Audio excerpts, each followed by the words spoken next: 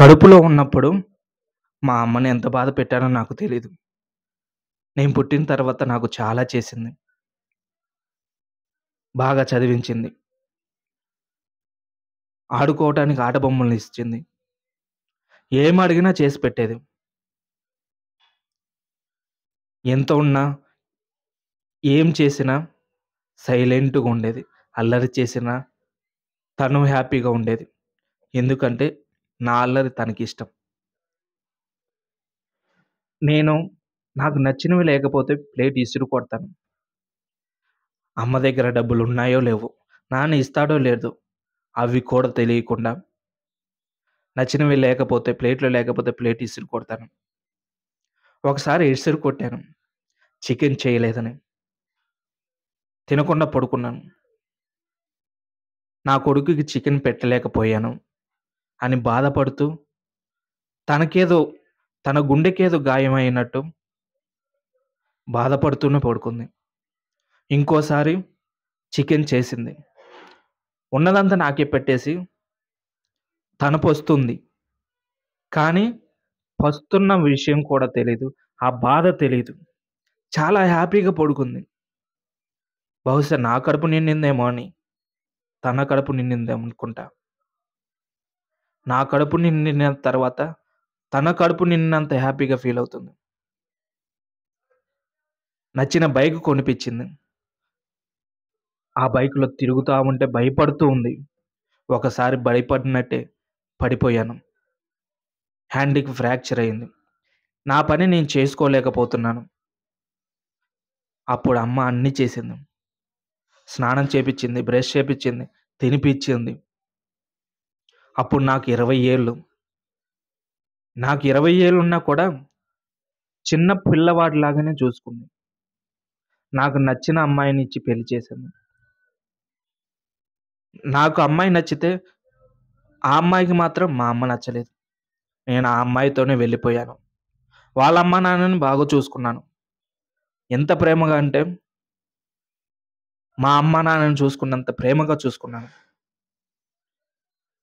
బయట వాళ్ళని అందరిని అమ్మ, అమ్మ అంటూ చాలా ప్రేమగా మాట్లాడతాను. కానీ మా అమ్మ దగ్గర ఆ ఫీలింగ్ రావట్లేదు. మా అమ్మ ప్రేమని గుర్తించలేదు. చచ్చేంత బాధలో ఉన్నాం.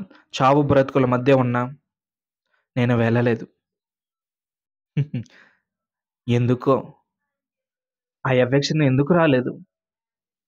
బయట వాళ్ళకి వచ్చినంత ప్రేమ, బయట వాళ్ళకి చూపించినంత ప్రేమ మా అమ్మకి ఎందుకు చూపించలేకపోయాను? లాస్ట్ చనిపోయినా కూడా చుట్టంలాగా వెళ్ళొచ్చాను. చనిపోయిన కొన్ని రోజుల తర్వాత మా ఇంటికి ఎల్ఐసి ఏజెంట్ వచ్చాడు. "మీ అమ్మ 10,00,000 ఎల్ఐసి కట్టింది సార్. మీ మీద, మీ నేమ్ మీద" అనేసి తీసుకున్నాను. ఇంకో కొన్ని రోజుల తర్వాత లాయర్ వచ్చాడు.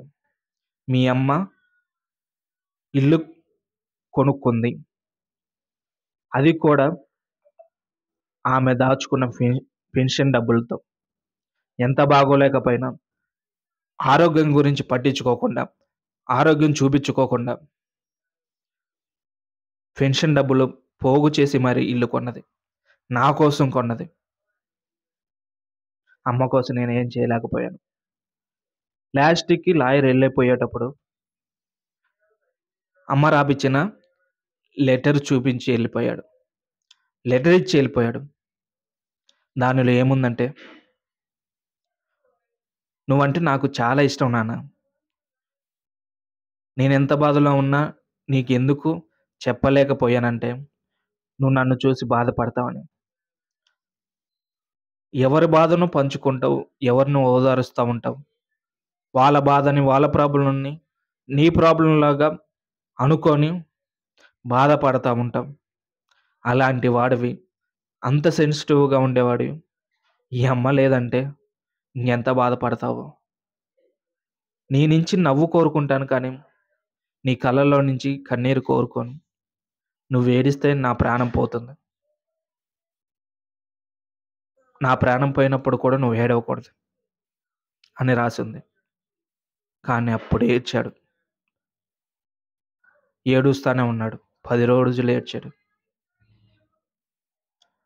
అమ్మిచ్చిన ఆ ఆస్తి అదంతా అనాథ పిల్లల కోసం రాసిచ్చేసాడు. అనాథ పిల్లలని పెంచుకుంటున్నాడు. అనాథాశ్రమం కట్టించాడు. వృద్ధులని చాలా మందిని ఆదుకుంటున్నాడు. అమ్మ ప్రేమ అర్థమైనప్పుడు అందరిని హక్కుని చేర్చుకొని ఎవరు లేకపోయినా నేనున్నానని అనాథలందరిని చూసుకుంటున్నాడు.